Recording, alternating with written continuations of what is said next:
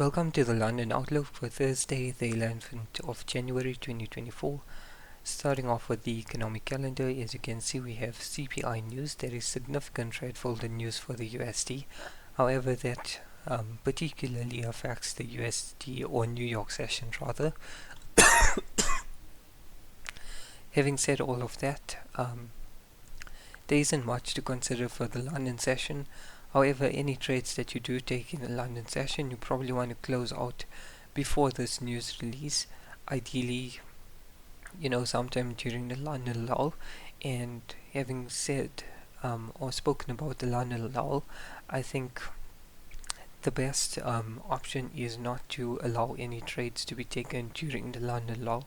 It's best to then wait for the CPI news release and fade it accordingly after that point. Moving on to the charts, in terms of the 4-hour, we still have confirmed bullish market structure, making the pro-trend move trading to the long side. What we can see is currently happening is, or perhaps just to quickly recap, in terms of what's pro-trend, this would be the last pro-trend leg. Everything has been mitigated as I mentioned previously, and the last confirmed for HOB was this. Pro-trend confirmed OB was that, and that was body broken, which then left us with the pullback phase, last point of supply to consider trading. As you can see, we've had multiple interactions with this 4H pullback OB, and recently we just wicked the previous highest interaction point, which thus means we can now validate a new secondary leg to consider shorting from. The key thing to keep in mind here is that once we body break this level, then we will essentially be validating a 4H pro trend primary leg as such. And once that is confirmed, then we can essentially validate trading longs. Any shorts become invalidated because the pullback phase achieved its objective, and the pullback phase also last point of supply at this point would fail, thus invalidating any shorts going forward, and our ultimate target will be this 4H swing high. So that's just something to keep in mind as you approach the day, because today is one of those days that could potentially validate trading longs, whilst starting off where only shorts are valid. This particular candle closes at 12 p.m. my time, so that's a significant time point to evaluate.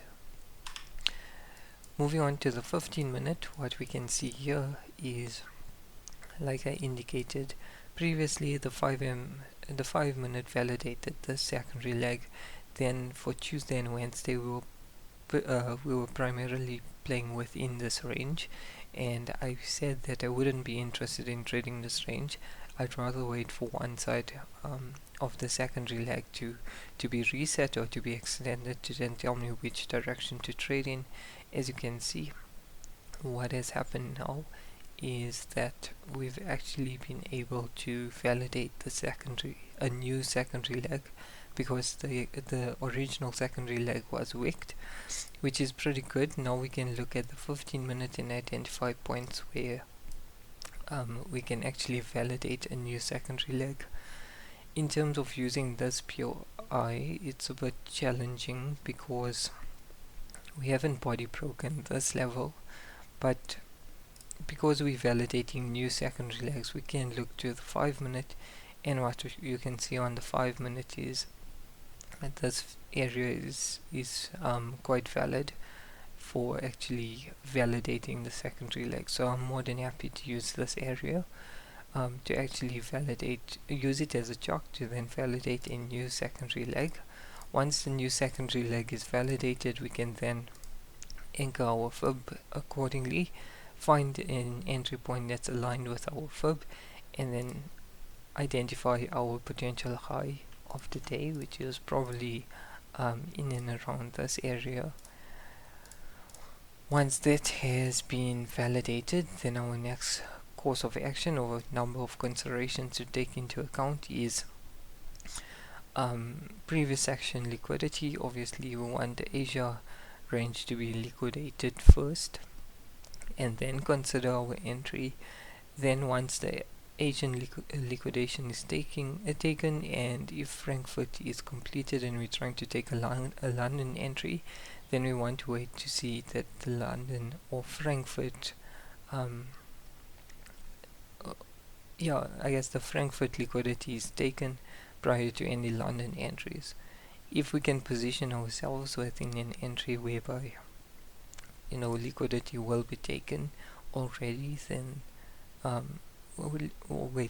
just to reiterate, what I mean is if we can position ourselves in a position where we'll trigger a POI that will be triggered as a result of also liquidating a previous session liquidity, then that would be good. However, given that we're trying to form a new leg against what the current leg is, then it's somewhat unlikely that that instance will occur. So just pay attention to previous session liquidity.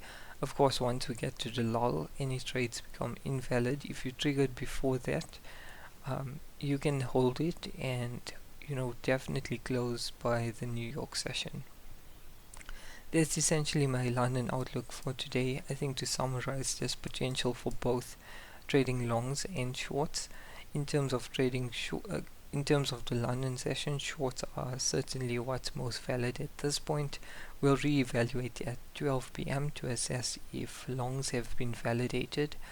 Longs are valid to trade until before the London lull. Once the London lull kicks in, you probably want to exit, or not exit. You don't want to allow any triggers to be any trades to be triggered. You want to wait for the New York session to open. If you are in any trades, you definitely want to close trades by the time New York session opens, and then you don't want to trade at all until the CPI news release. Depending on the CPI news release, you can then fade it based on a New York based high of the day or low of the day. If that sets up, obviously you want clear indication from your significant red folder news of which direction to trade in for the day. Other than that, remember that technical analysis is king. So if your technical analysis doesn't line up correctly, then just avoid the trade, because that means doesn't really meet your plan, even though it may have confluences for a particular direction.